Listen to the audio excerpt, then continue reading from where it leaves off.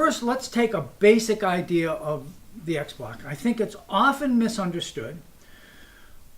Often you see this done like with a stabbing attack, and you see people are taught to do this because the theory is that, overhand straight please. The theory is that both hands are stronger than one hand.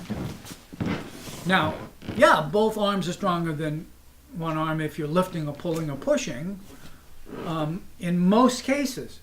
But here you're absorbing. And when you absorb an attack, if your stance and body is not aligned with the contact point, the absorption will be weaker. Right? If it's aligned, it'll be stronger. If I just did this, go ahead, so I can take this out. I'm actually blocking with one arm with having the other ready to go. Now, that's what we're going to test first, so you understand how this works. Now, emphasize your left hand. Okay, good. Yeah? Yeah. I'll do this, right? We'll get to that in a second. So you hardly even saw that. Immediately went to here.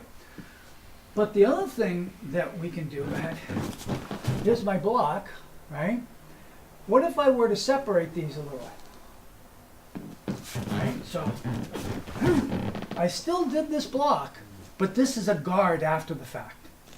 Yeah, so you hit like this in the block. This did the block. Okay. Am I still trying to align the left hand? Yes, everything's the same. See, you're trying to hit him right away, Right. which means this is aligned with your face. That's why I said, make this work first. And then slide. See, now lean onto that. Yep. That's strong, right? This now becomes a guard. And this is Gotcha. Thank you. okay, now Jeff hits me, and I'm using the X on the top of the X. Well, there are three other parts of the X. There's this part, and this part. Well, the problem is, go ahead, if I use this part, I'm really in trouble. Okay? However, you can use that. It's just you have to do on the way down so that this becomes this. Right? You can't actually block here. But you can. Okay? You have to squeeze. So, not that you ever have this in Weiqi, okay? Okay? You have this in Niju Shio, right? But we think of that as, oh, I'm bringing my forearms together. Well, what if your forearms missed? They would do an X. Right? So this, that's valid. So now I'm doing the bottom part of the X by doing this. Now here's a hint. It'll be easiest if you do your X block palm up. Palm up. Okay, Jiang. Right? Palm up X block, the way we do it anyway, which is of course the right way. Okay, so if I did this, this is hard to squeeze together. But as soon as I do this, it's easier to squeeze together. Basically, you're getting your arms up.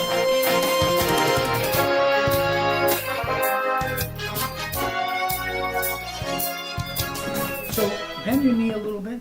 Now that's a different structure than the first structure, right?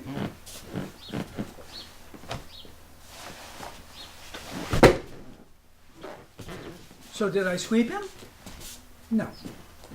I tapped his calf and I dropped weight because I took advantage of his change of structure. And I got him to change that structure by making him unconsciously think where he was feeling. I know you want to see this, so pick something. No. Of course. The young guy gets picked on the most, right? Okay, so we're here. Now his knee moved a little bit. He's conscious of what I'm doing, but it still had to move. Now you might say, well, that's physical. Not quite. Watch. Did you not have to crumble? I did. He knew what I was going to do, right? It changes the tension he puts on his body. Okay, I would like to have a control of this arm and bring it over, but Jim, not being a small, ignorant person, when I go like this, he goes, no, you're not gonna do that, right?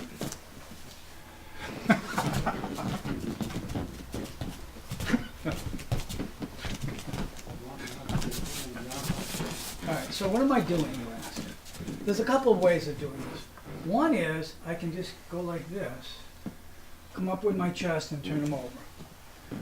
And this motion, of course, I'm doing it too slow and obvious, but this motion makes him think this way. When he thinks this way, he naturally gives a little bend in his elbow and gives me momentum that I would have had created if I had done this, right? Now I lift my shoulder at the end because I want this motion, not this. That just buries them into me, but up. So I'm doing like, okay? So that's from the top. Then there's this. See how that shoulder went up? I just skimmed his tricep with my fingers.